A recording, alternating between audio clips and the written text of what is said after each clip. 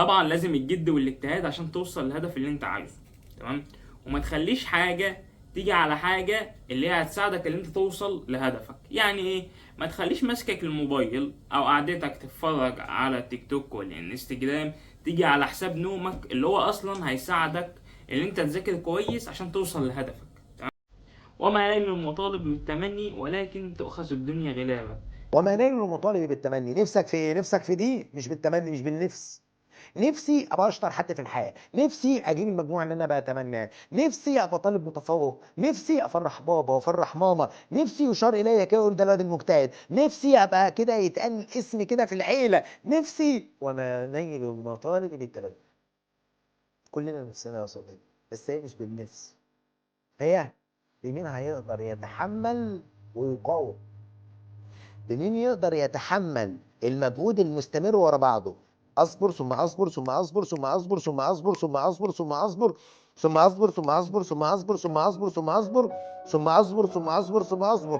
ما بيعرفش يعمل كده الا القله.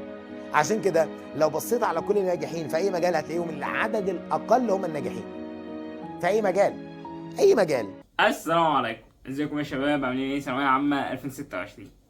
كام النهارده على حاجة مهمة وهي النوم. ما تجيش تقنع نفسك ان انت لو نمت 3 ساعات او نمت ساعتين او نمت ساعة ونص علشان تطبق عشان تذاكر هتذاكر فعلا وهتستفاد من اللي انت بتعمله. بدل ما تنام لك ساعتين وتمسك الموبايل 6 ساعات، امسك الموبايل ساعتين ونام ال6 ساعات دول. تيجي تقول لي لا ده انا ما امسكش الموبايل، لا، افتح الموبايل عندك هتلاقي نفسك بتمسكه في اليوم اقل حاجه 6 7 ساعات ودلوقتي عادي. فهي دي النقطه الفاصله عندك، انت بتيجي على حساب النوم عشان تتمتع في الحياه بتاعتك وانت اصلا في وقت خلاص انت ما ينفعش تتمتع بحياتك دلوقتي. هما شهر ونص فاضلين فلازم تاخدهم جد. هاجي اقول لك انت شايف عنوان الفيديو اللي انا اقول لك بقول لك ايه؟ ازاي تنام 3 ساعات وتجيب 96%، وازاي تنام 3 ساعات وتعمل ده كله. طبعا العنوان ده عشان تخش الفيديو وبعدين اقول لك الحقيقه. مفيش اي حاجه من الكلام ده بتحصل. لازم تنام اقل حاجه، يعني الدوره بتاعه النوم 90 دقيقه، يعني ساعه ونص. لازم تنام لك 6 ساعات 7 ساعات ونص، يعني 6 ساعات او 7 ساعات ونص عشان دماغك تكون فايقه معاك. تمام. ده اللي انت لازم تنامه في دورة يومك. وفي ناس بتنام 9 ساعات، كل واحد على حسب هو عايز ينام قد ايه. يعني انت معاك تنام 6 ساعات 7 ساعات ونص 9 ساعات. اهم حاجه تاخد دوره نوم كامله عشان ما تصحاش مصدع. طب ايه دليلك على الكلام من ده؟ ايه حاجه حصلت معايا في موقفين: موقف يوم امتحان العربي وموقف يوم امتحان يوم السبت اللي فات. تمام. يوم امتحان العربي، طبعا الناس اللي تيجي تقول لك الرهبه بتاعت الامتحان هتاخدها من اول امتحانين ليك اللي هم ما بيضافوش للمجموع، فده كلام غلط. الرهبه بتاعت الامتحان هتاخدها في يوم الامتحان بتاع العربي. انت كده كده رايح الامتحانات اللي هي غير مضافه للمجموع، انت مش همك حاجه، انت داخل عشان تنجح بس. امال الامتحان اللي انت فعلا الرهبه بتاعته هتاخدها اول ما تخش اللجنه، تقعد مثلا ربع ساعه كده خايف او قلقان، هو امتحان العربي. وانت قبل امتحان العربي بالذات اليوم يعني الوحيد اللي مش هتعرف تنام فيه. ما بخوفكش بس انت هتحصل كده علشان هو اول امتحان فعلا. بعد ما تخلص ليله الامتحان بتاعتك هتيجي تقول ايه؟ لا انا هطبق لحد الامتحان عشان ايه؟ اذاكر شويه احل شويه والكلام ده. هتيجي بقى في الامتحان مش هتعرف تحل، حتى لو الاجابه موجوده قدامك مش هتعرف تحل. وانا حصل معايا ايه بقى؟ انا خلصت عادي على الساعه 12، حاولت انام ما عرفتش انام. دنيتك بقى صاحي ايه 2 3، انت قاعد على السرير بس مش عارف تنام. تمام. نمت كام ساعه؟ هما ساعتين ونص 3. نمت لي بتاع 3 ساعات. رحت الامتحان نسيت سؤال نحو مقالي وغلطت في سؤال مبتدا وخبر في النحو، فصباح الفل. يعني هما دول اللي انا غلطت فيهم في العربي. لو كنت نايم او كنت نايم كويس ودماغي كانت معايا في الامتحان كنت اعرف احلهم. بس هو في الاول وفي الاخر نصيبك مكتوب لك. تمام. يعني هو في الاخر ده نصيبه مكتوب لك، بس انت لازم تاخد بالاسباب علشان لو ما خدتش بالاسباب انت مش هتجيب حاجه. تمام. وتاني موقف بقى حصل اللي هو يوم امتحان السبت اللي فات. احنا عندنا امتحان بيبقى امتحان العملي متقسم لامتحانين. امتحان بيبقى اسمه داتا شو، ده بيعرض لك الاسئله على سبوره الكترونيه كده. وامتحان تاني اوزبي تحت الميكروسكوب، وبتبقى ايه صور محطوطه وتفاعلات كيميائيه. هو كان تقريبا 5 أو 6. دخلت على اول 2 حليتهم تمام، كان تحت الميكروسكوب. تالت تجربه بقى الدكتوره كانت واقفه جنبي تقول لي ركز قبل وبعد. ده قبل ما احل، يعني هي يعني المفروض كده ما قالت لك ده قبل وده بعد، هي اصلا حلت لك السؤال عامه. هو مكتوب وبس، انت ممكن المفروض انت تاخد بالك ان ده مكتوب بفور وده افضل. تمام. فانت ما خدتش بالك ان ده قبل وبعد. الدكتوره جت قالت لي ده قبل وده بعد، انا تمام، انا ولا اكني قالت لي حاجه وقاعد احل، جت شافت التاني لقيتني بحل غلط، بتقول لي ركز انا ما شفتش وقتك انت حل غلط ولا لا، بس دي بفور ودي افضل. تيجي تقول لي طب انت ممكن ما تكونش عارفها، لا انا كنت عارفها وكنت قايلها لواحد صاحبي، هو ما كانش يعني مذاكر او مراجع العملي كويس بتاع الاسبي ده، عشان ده يبقى مثلا بيبقى ما بينه وما بين الداتا شو بيبقى بينه وبينه ساعتين، ممكن الثلاث ساعات انت خلصت امتحان الداتا شو ده بيبقى نص ساعه، انت خلصت الطاقه اللي انت نمتها الساعتين دول في نص ساعه دول، الساعتين الفراغ دول انت طاقه مستنزفه، انت هتجيب بقى منين طاقه للامتحان التاني؟ فما فيش دماغ معاك اصلا، انت داخل على اللي انت حافظه، مفيش تشغيل دماغ، اللي انت حافظه هتكتبه، مش حافظه مش هتشغل دماغك عشان تحاول تجيب الاجابه الصح. والدكتور بتقول لي انا شايفك ان انت انا مش واخده بالي الكلام ده، بس هي عارفه ان انا حلها غلط وبتقول لك عدلها، بس انت دماغك مش معاك ولا هتعرف تعدلها ولا هتعرف تعمل اي حاجه وتغلط فيها عادي. فانت لازم تنام لك اقل حاجه من قلنا 6-7 ساعات ونص، تمام؟ هتيجي تقول لي طب انا ما عرفتش تنام، نام اجباري، خد منوم بس، يعني ده لازم يعني نام علشان دماغك تكون فايقه معاك في الامتحان. طب لو عايز تظبط جوده نومك الفتره دي عشان ايام الامتحانات، هتاخد مغنيسيوم قبل ما تنام، تمام؟ هحسب لك العلبه هنا، انا باخده دلوقتي، ما كنتش باخده ايام الثانويه عامه، انا ما خدتش الحاجات دي، بس ده يعني كلام علمي عامه. واوميجا 3 بس يكون بعد اكله فيها دهون، ده بعد الفطار عشان الذاكره والكلام من ده. هل انا طبقت الكلام ده في ثانويه؟ لا، بس ده كلام علمي.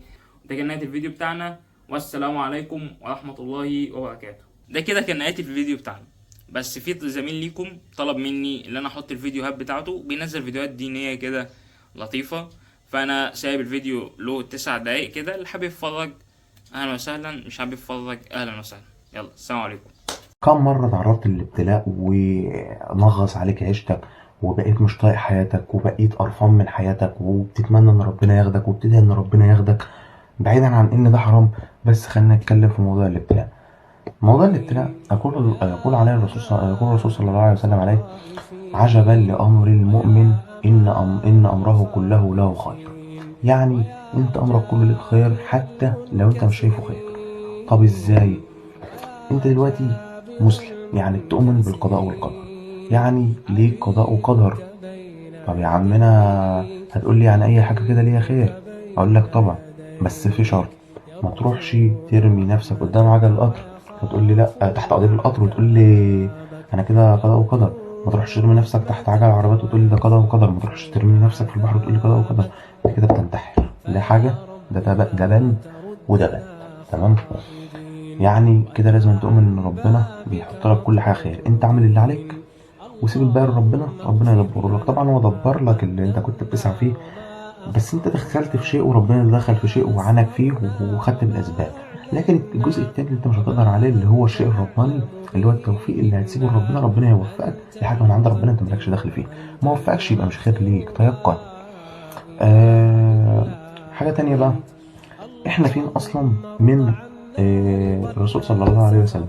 الرسول صلى الله عليه وسلم ولد يتيما وامه توفت وهو في سن صغير، ثم مات عمه وزوجته في عام واحد، اللي هو عام الحزن، اللي حصل في رحلة الإسراء والمعراج إلى السماء العليا، إلى السماء السابعة، عند عرش الرحمن، ثم إلى عرش الرحمن، وتكلم فيها الرسول صلى الله عليه وسلم مع الله عز وجل، وفرضت فيها الصلاة اللي احنا أصلا فاهم، الصلاة اللي احنا مطنشينها معايا، الصلاة اللي احنا مطنشينها، لو مش مصلي حاجة ومصليها بقى.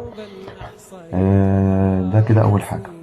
شفت الرسول ابتلاء وأذي من المشركين، تمام؟ كل ده حصل للرسول صلى الله عليه وسلم، بس كان الرسول بيدي يقول ايه: اللهم إني أشكو إليك ضعف قوتي وقلة حيلتي وهواني على الناس. هو عامل ايه؟ كان مطالب ان هو يدعي الناس لله او يدعي الناس للإسلام، وكان مطالب ان هو يهدي الناس، بس كان مطالب ان هو يهدي كم واحد؟ مش مطالب ان هو يهدي كم واحد، هو مطالب ان هو يعمل الدعوة بس، وشكرا وبارك الله فيه على كده بقى بس، وربنا بقى هيوفقه في الباقي.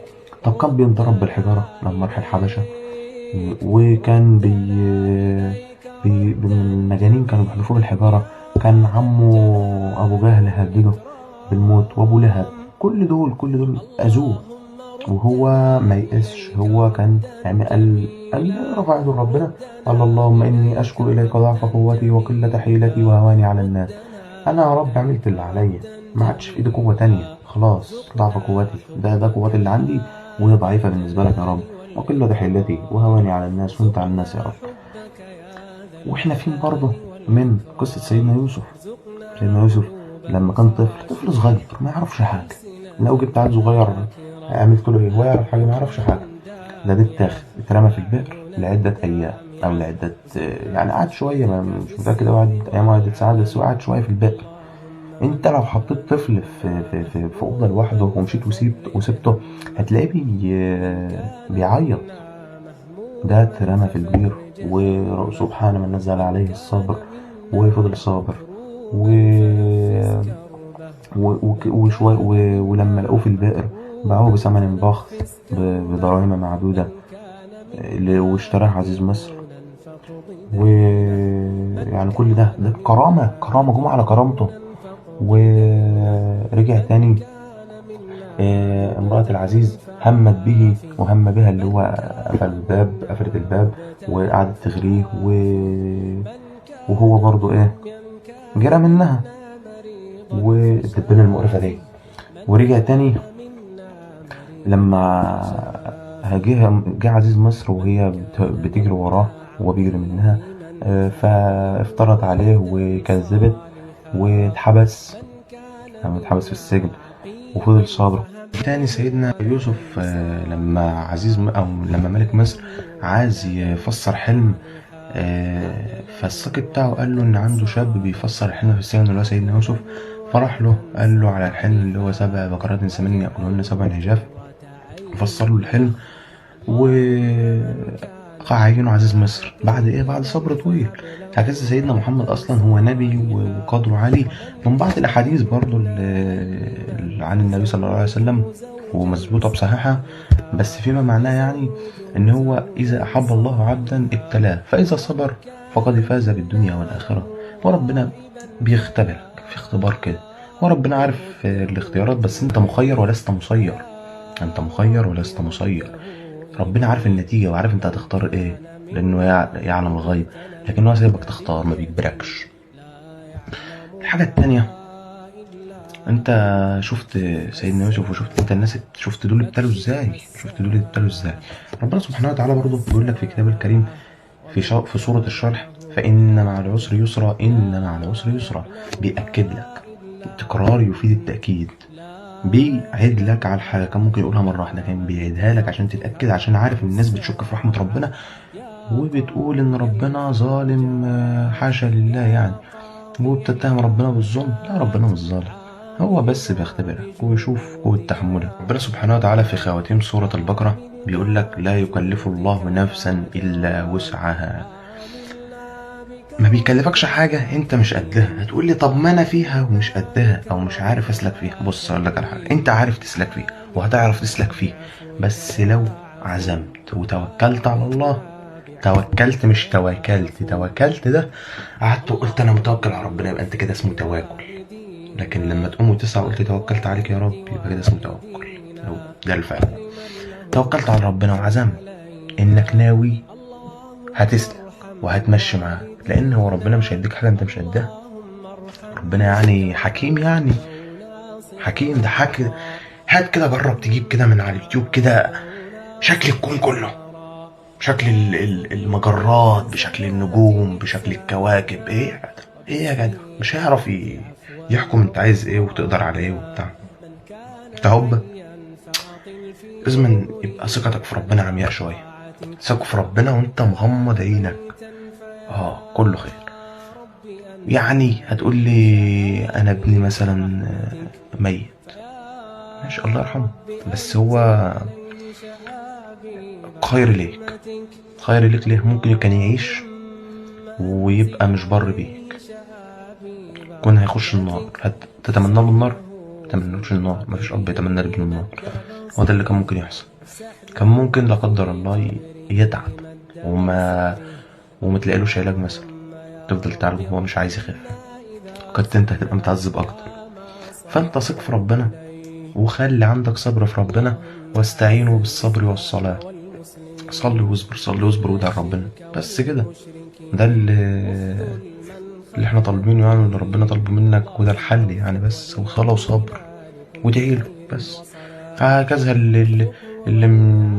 اي حاجة بقى، اللي مثلا هتلاقي عندك واحد مبتلي في اهله، في حد عنده ابتلاء اعظم عادي، في حاجات كتير يعني. انت حط كل ابتلاء عندك كده وبص لحد عنده ابتلاء اعلى منك، بص للي عنده ابتلاء اعلى منك، هتلاقي لا انت حاجة، لا تمام، عايز اللي يشفق عليك اصلا يعني.